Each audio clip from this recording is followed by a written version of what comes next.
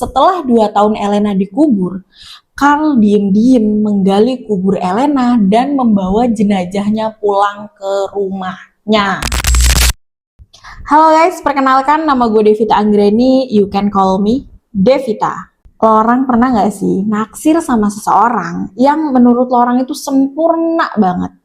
Kayak dia itu terlalu indah buat jadi nyata. Nah, lo orang bakal ngelakuin apapun buat deket sama dia, jadi cegil-cegil gitu. Tapi objek kali ini adalah cogil. Jadi gini, ada satu cowok. Nah, si cogil ini dia obses banget sama cewek. Meskipun si cewek itu sudah meninggal. Tapi dia tetap melanjutkan kisah cintanya. Nah, kisah malam ini adalah salah satu kisah cinta paling menyedihkan, sekaligus paling aneh dan serem yang pernah ada dalam sejarah Amerika modern. Kisah ini terjadi di Florida tahun 1940-an. Dia bernama Carl Tangler dan selama 7 tahun dia hidup bersama jenazah wanita yang dia cintai. Jadi gini ceritanya. Carl George Tangler lahir tahun 1877 di Dresden, Jerman. Dari kecil dia udah dikenal sebagai anak yang agak beda. Imajinasinya itu luar biasa aktif. Dia obsesi sama hal-hal mistis, ilmu sihir, dan cerita-cerita tentang cinta abadi. Dan yang paling aneh, dari remaja dia mengaku sering dapat penampakan. Dia bilang bahwa arwah leluhurnya adalah seorang bangsawan yang cantik bernama Anna Constantian von Kossel. Makanya dia sering menyebut dirinya adalah Carl von Kossel. Nah, katanya dia nih ya, leluhurnya itu sering muncul di mimpinya dan si leluhurnya ini juga bilang bahwa suatu hari Carl ini akan ketemu sama cinta sejatinya, yaitu seorang wanita berkulit gelap yang eksotis. Si Carl ini percaya sama ramalan itu. Kepercayaan itu terus disimpan di dalam hatinya selama bertahun-tahun. Kehidupan dia itu ya sebenarnya itu normal. Dia mengklaim punya beberapa gelar akademis seperti fisika, teknik, dan kedokteran. Meskipun banyak orang juga yang meragukan tentang kevalitannya. Dia juga menikah dan punya 2 anak. Walaupun katanya pernikahannya itu gak bahagia. Yang akhirnya istrinya ninggalin dia.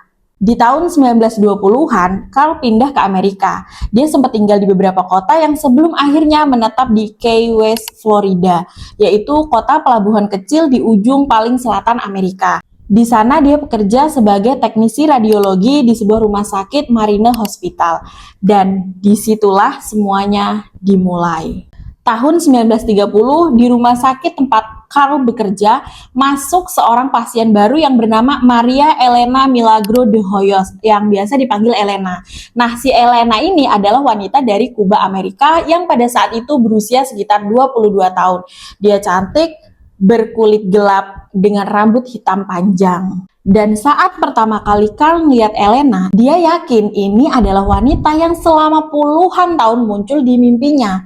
Elena adalah cinta sejatinya yang dijanjikan sama leluhurnya. Sementara Elena datang ke rumah sakit itu dengan tujuan untuk berobat.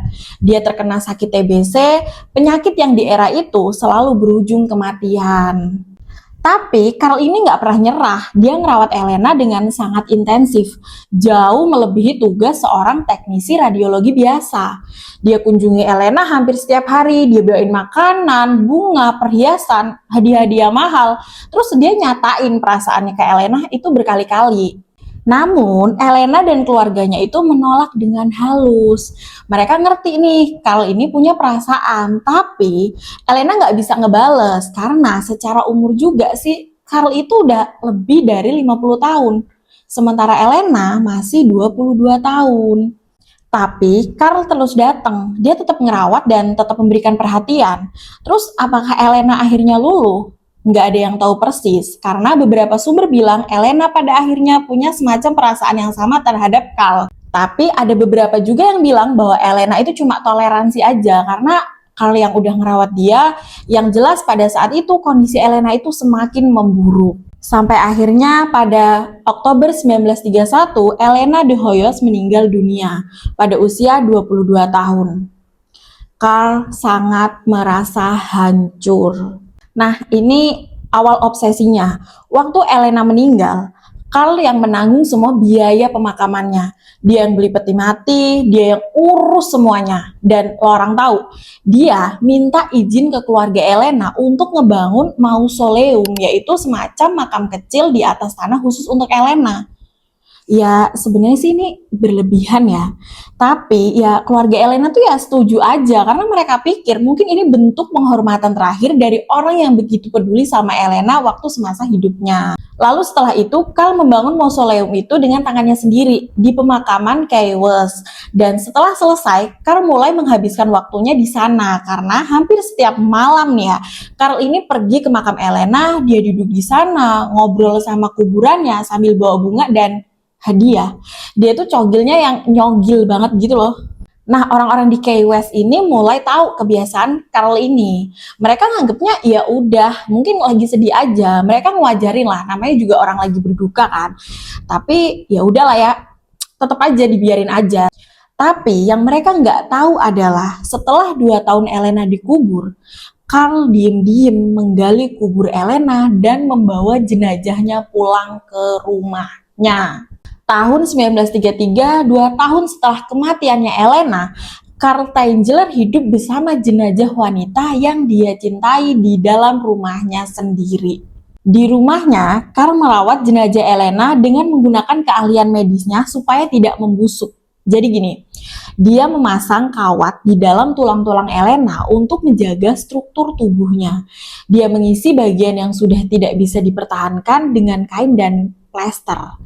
Terus dia melumuri kulit Elena dengan minyak dan bahan-bahan pengawet. Terus dia memasang mata kaca sebagai pengganti lensa mata Elena. Gila sih. Dan juga dia memakaikan Elena pakaian, memasang wig rambut, dan beberapa sumber menyebut wig itu dibuat dari rambut Elena sendiri yang dulu pernah Carl simpen. Terus Carl tidur di kasur yang sama dengan jenazah Elena. Dia ajak Elena ngobrol setiap hari, dia nyanyiin lagu buat Elena. Dia bahkan dilaporkan pernah membawa Elena jalan-jalan di malam hari dengan cara menopangnya seolah Elena masih hidup. Dan selama 7 tahun, dari tahun 1933 sampai 1940, nggak ada yang tahu kejadian itu.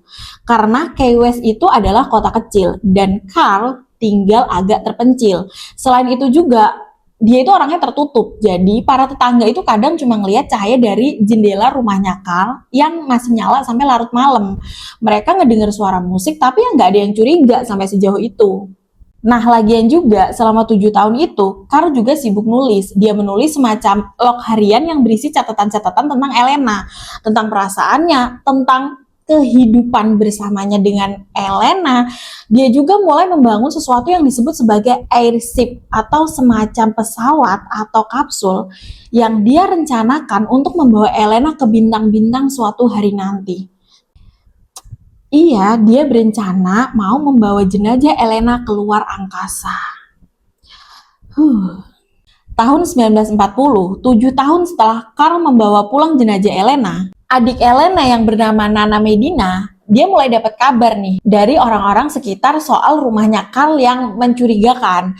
Ada yang bilang mereka itu pernah ngelihat siluet perempuan di balik jendela rumahnya Carl. Nah, kabar-kabar itu terus berkembang dan buat dia penasaran yang akhirnya Nana ini pergi ke rumahnya Carl.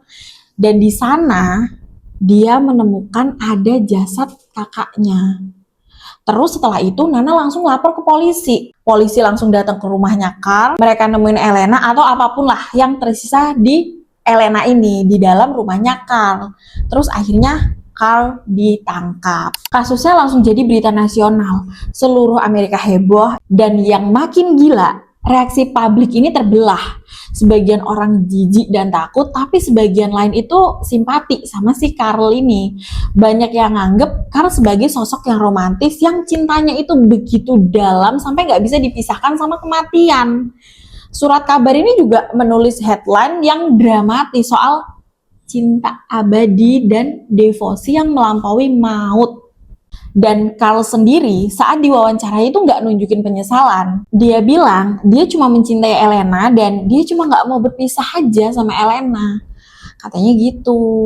Nah, setelah itu, si Carl ini didakwa atas penistaan terhadap jenazah. Tapi kasusnya nggak pernah sampai ke pengadilan beneran. Kenapa? Yang pertama, jaksa itu kesulitan membuktikan bahwa batas waktu maksimal untuk tindakan hukum itu belum habis.